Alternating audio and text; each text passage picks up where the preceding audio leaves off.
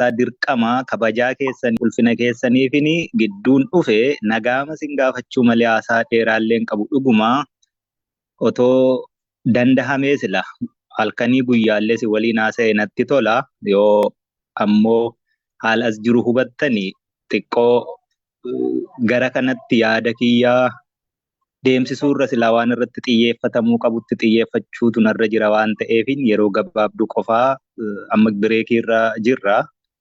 Waan daqiiqaa xiqqooti isheematti fayyadamee nagaa sin gaafachuu barbaada baga jiraattanii dhaamsi sinii qabu dhaamsuma xiqqoo.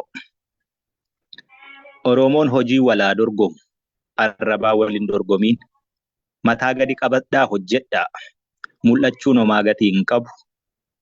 Waraanni bilisummaa Oromoo waan barbaadu beeka gaaffii sabaati harkaa qaba. Waraanicha egaa kallattii baay'eetiin akkinni waraana hin taane ka godhu waan baay'ee jira. Namni yoo waa gochuu dadhabe qabsoo kanatti gufuu ta'uu yoo baate qabsootti gufuu ta'uu dhabuuni akka nama rasaasa tokko gumaacheetti hin ilaalan. Kanaafiyyuu buusii miti dubbiin keenya maallaqa funaanuu miti dubbiin keenya sirnadha ijaarrachuu feena. Kan boru hegeree Oromiyaa ijoollee Oromoo ijoollee keenyaaf biyya taatu. Mul'ata qabna. Mul'anni kun immoo akka qoosaatti galman ga'u gufuu baay'eetu dura jira. Gufuun kun immoo akka salphaatti hin ka'u wareegama guddaadha gaafata. Kanaafiyyuu Oromoon maallaqa qofaa irratti sammuunsaa qiyyaafatee yoo hojii hojjeta ta'e yeroo hedduu walitti bu'iinsa dhala. Ani gama koo yoo maallaqi haa hafuyyuu jechuutti hin jira. Isinummaan ijaarama. Looyerraa ijaaramu, ikoonomistiin haa ijaaramu. Warri injiineraas haa ijaaraman, jaarsi haa ijaaramu, dargaggeessi haa ijaaramu, jaartiin haa ijaaramu akkas jechuutti hin jiraan. Ijaarsa kana keessatti immoo walitti dhufee abbummaan qabaachuu fedha waraana bilisummaa Oromoo irraa.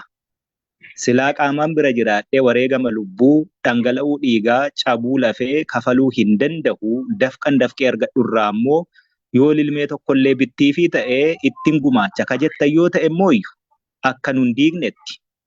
Akka nun xiqqeessinetti, akka wal nu nyaachifnetti, sirnaaf tartiiba tolfanneerra sanaan nu gumaacha.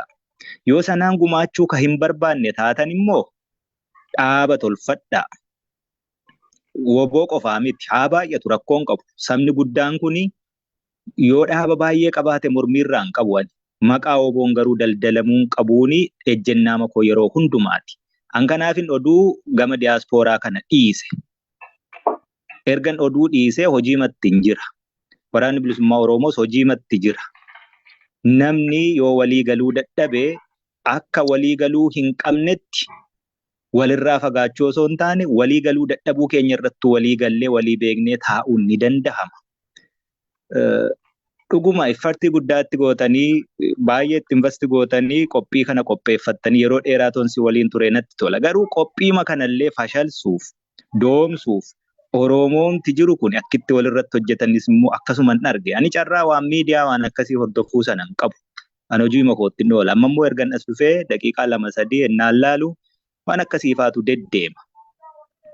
Ela yaa Oromoo maallaqni miileenaan hojjennee argineetu bu'aasaas fafasaas tempteeshinii inni qabu sundumaa argineerra. Dubbiin maallaqa miti. Dubbiin qaanii gabrummaa bara dheeraa jala jirru jalaa bahuudha. Dubbiin bara waggaa 5, 10, 20, 30, 40, 50tti Oromoon eessa gahuu qabdii tarsiimoo tokko lafa kaa'achuudha. Bilisummaa arguu dandeenya ta'a, arguu dhiisuu dandeenya ta'a. Biyyi hin darbu, sabni hin darbu, dhaloonni hin darbu. Dhaloonni hin darbu ennaan jedhu itti fufiinsa qaba, walitti ejjaadha. Nuti immoo yeroo tokko ni dabarra.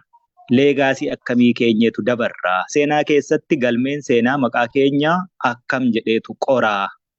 Isa kana haa ilaallu. Dhimma maallaqaan laaliina. Buusiin maallaqaa lilmee nuubitti yoo ta'e bu'aa qabdi. Achi keessatti isinis abbummaadha qabaattu. Kan kanarraa hafee waraanni bilisummaa Oromoo har'a 200 miti, 300 miti, 2,000, 3,000 miti. Kuni buusii isin buustan qofaan socho'uu akka hin dandeenye beektu. Buusiin isin buuftan suni abbummaa akka qabaattaniif qofa. Waraanni bilisummaa Oromoo bajanni isaa guyyaatti miiliyoonaanidha socho'a. beektu lakkoofsa isaa. Kun hundi rasaasadha dhukaasa. Hin nyaata, hin uffata, hin hidhata. Kanaaf iyyuu dubbiin maallaqa silaa otoo taate, maallaquma walitti qabachuu osoo taate, kara deemaa hundumaayyuu gabbaruun hin danda'a. Dubbiin maallaqa walitti qabachuu miti. Kanaaf tokkitti daandii kaayyanneerra. Daandii sanarra deemaa. Wal tokkoomsa. Daandii sana dura immoo dhaabbachuu barbaaddu yoo ta'e, diinuu nu dura jira rakkoon qabu. Wal hubannee ijaaramee waan biraa karaa kanarra Oromooni gaaffiin ishee galma ga'uu danda'a jettan itti amantan hojjedha. Waan baay'ee argeera. Dhaqaarraa hirmaadhaa jedhamee kan achii booddee garuu buusii immoo karaa keenya fidaa.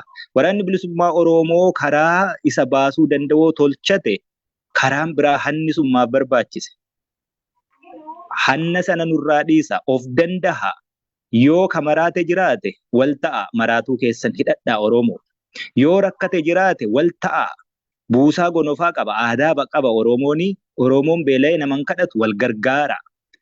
Hankanaachi gaachana sabaa ka ta'e kana silaa namni yoo maqaa isaa dhaga'u akka barbaadetti waan barbaade huccuu ofiiyyuu ofirraa baasee kenna waan ta'eef ishee sana jala dahattanii waa gochuun gaarii miti. Namni mana kana keessa jiru hedduun isaa nin beeka. Committed. Warra of kennee olola hedduu dandahee wal harcaasuu mannaa walitti dhufnee waliin taanee tokko taanee waliin dhaabbannee qaanii gabrummaa addunyaa kanarratti hiriyyaan hin qabne sabni guddaan kun warri na gabroomsee lakkoofsaan nun caalu, dinagdeen nun caalu, baay'ina uummataan nun caalu, baay'ina daangaa bal'ina lafaan nun caalu, wiizdamiitiin nun caalu. Waan fedhe ta'eyyuu carraa barnootaa yoo dhabe Oromoon naachuraal wiizdamii qabaa jechuudha. Kana hunda keessa dabartaniitu olola meeqa keessa dabartaniitu asitti walitti qabamtanii jaarmiyaa ABO utubuutti jirtan. Namni hedduun ABO beeknu jedha. ABO'nis WBO'nis numaa jechuutti jirra malee maqaa haaraa miti kun. ABO'n jaarmiyaa siyaasaati. Jaarmiyaa siyaasaa hawaasummaa, dinagdee, dippiloomaasii, waraanaan galma ga'uuf hojjetu. Sana keessaa sheerii guddaa ka qabu lafeetti cabee dhiigatti dhangala'ee lubbuutti dhabee ka sheerii guddaa taphatee galmaan ga'uuf hojjetu WBO. Kanaaf iyyuu WBO'n kontroolii ABO irratti qabaatee ABO ta'e malee wanti jijjiirame tokko iyyuu hin jiru. ABO'n beekonnaa jettuu WBO'n beekuu jechuudha. Waan biraa tokko iyyuu hin qabu. WBO'n beektan yoo ta'e immoo akka inni ta'uu danda'utu naan galuu jechuudha. Politiko militarii komaandii iddoo tokkotti dacha'ee karoora baafatee har'a eessa oola boruu eessatti socho'a waggaa 5, 10, 20, 30tti immoo Oromoo garamitti geessaa jedhee dhaaba hojjetaa jirudha. Mul'ata dhaqabna. Mul'anni kun kan inni galma ga'uu danda'u istiraateejii yookaan tarsiimoo hedduutu jira. Kanaaf dhiisaa waliin harcaasiina. Namni baay'ee odeessaama ture waggaa 3, 4, 5 dura sinuma odeessa. Wanti inni odeessaa ture ennaa waggaa 1 darbu, ennaa waggaa 2 darbu, ennaa waggaa 3 darbu gaaffa question godha, measure godha. Lafarratti nama hojjetu barbaada. Oromoo rakkoo Oromoo teessee Oromootti himaa yoo oolte homaa gatii hin qabu. Balbala namaa rurrukuti. Deemi waa barbaadi. Gara deemetti miilli taa'u silaaftuu homaa gatii hin qabu. Miilli deemu garuu waa dhala wayitti bahaa jechuudha. Balbala namaa rurrukuta. Profeesar Mahammad dhiyooma kan innaa waasoo dhagaye.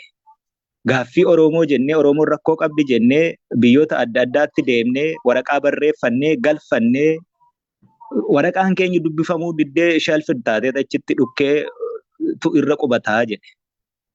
Dhugaa namni nun dubbisu ture. Akka Oromoo akka WBO'tti dhiisiitii akka Oromoottuu sabni guddaanii lakkoofsi isaa hammana ga'uu fi lafa dachee hammana bal'attuu qabdu suni akka sabaattuu hin beekamtu.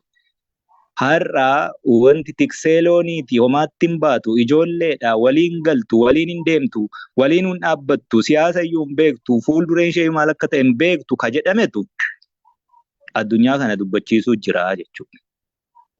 Kanaaf lafarratti waan hojjetamu raashinaali. Logically and reasonably measure godhaati judge nu godha.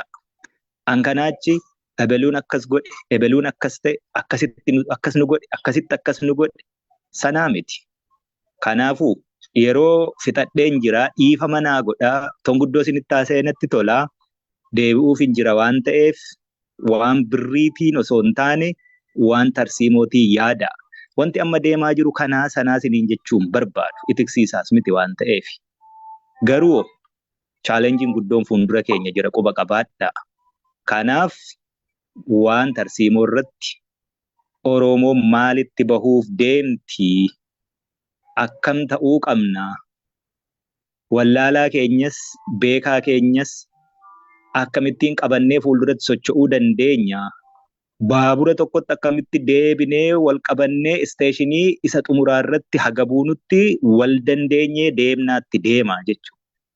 ABO'n beekuu hoogganni isaa abaluu miti. Akkas miti dubbichi. Yookaan 2000 akkasii 2000 akkasii korri sabaa akkas godhee miti. We are an independent organization amma.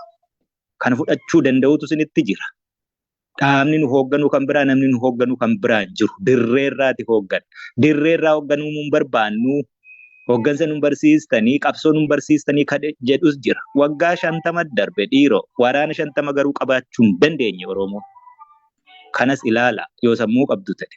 Waggaa 50 darbe kana hundumaa keessatti waraana bilisummaa Oromoo Oromiyaa guutuu keessatti diina waliin kiiloomeetira 1-2 irratti taa'ee leenjisee hidhachiisee lolchiisee mandara keessa taa'ee lole in history of this world riphee lolaa akkasiitu jiraatee hin beeku. Takkaamayyuu hin jiraanne jechuudha. Kanaan dura immoo gammoojjii fagoo lafa waraabessii fi allaattiin foon keenya sooratti Oromoonuu jiraachuu keenya quban qabne keessatti wareegama kaffalleerra. Waraana xiqqoo taane waraana 500 horachuu hin dandeenye ABO'n barasaa guutuu keessatti. Kuni har'a yeroo ta'u it's not a miracle. Hojjetameetu jijjiirame. Hojii sanatti waa gumaacha dhagaatti hin darbatiina. Yoommoo waa gumaachuu hin dandeessan ta'e callisaa dhiisaa sunuu gumaacha. Fayyaanaa ta'aa dhiifamaa teenshinii hedduu jira. Hojii hedduu jira. Ni hubattu jedhee yaadaa. Egaa milkaaha injifannoo.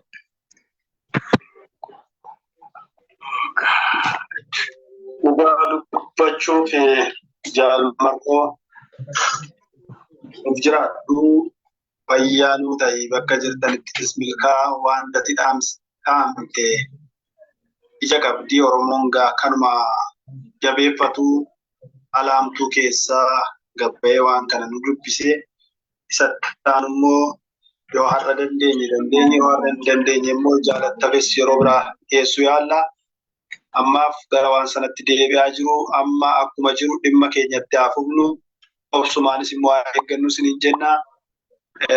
Kanuma jira itti nuufuu fi Zalaalam gumaacha keenyatti fufnaa dhugaa dubbachuudhaaf ga'a. Kanaaf waan jedhu qabaachuu barbaade ani fayyaa ta'e jaal jireenya yoo waan atis waan jettu qabaatte jedhiiti booba akka deebitutti jiraate nu deebi'oo kan dhufaan ture. Ittuma fufuu keessantu gaarii natti fakkaata. Namoonni harka babaasan jiru sanatti deebi'aa tarii maayikii banuu rakkatu namoonni warri host taatan irraa babbanaa yoo maqaa isaanii dhooftanii akka kanaan ittiin fufaa kophaatti itti fuftu yoo taate kophaatti godhadhaa yoo immoo bakka tokkottis ta'e akkasii anis xiqqoo achi baheen deebi'aa maanej godhadhaa fayyaa ta'a dhufaadha. Okay, garuma lachaniyyuu ni jiru. Garuma gara mana garaagaraatti itti fufamee jira. As keessa nama 530 jira. Gara sanas akkasuma jira. Iddoo lamatti geggeessaa jirra gumaacha kana. Waan gumaachine egaa booddee walitti finnee hubachiifna fayyaa ta'a. Ayyaayyaa ulfaata. Itti fufu. Gabaasa. Hedduu galatoomaa itti fufna.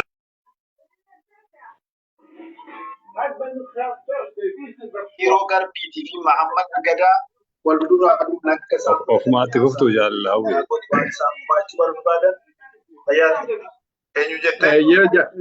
Jaal jireenya nuti itti fufnaa. Itti fufaa nan deebi'a gabaadhaa. Tole fayyaadhaa. Jaalawwi jirtaa? Maayikii kee banadhuuti nu dursi ayyee itti nuufuuf egaa. Okay. 1 second. Haye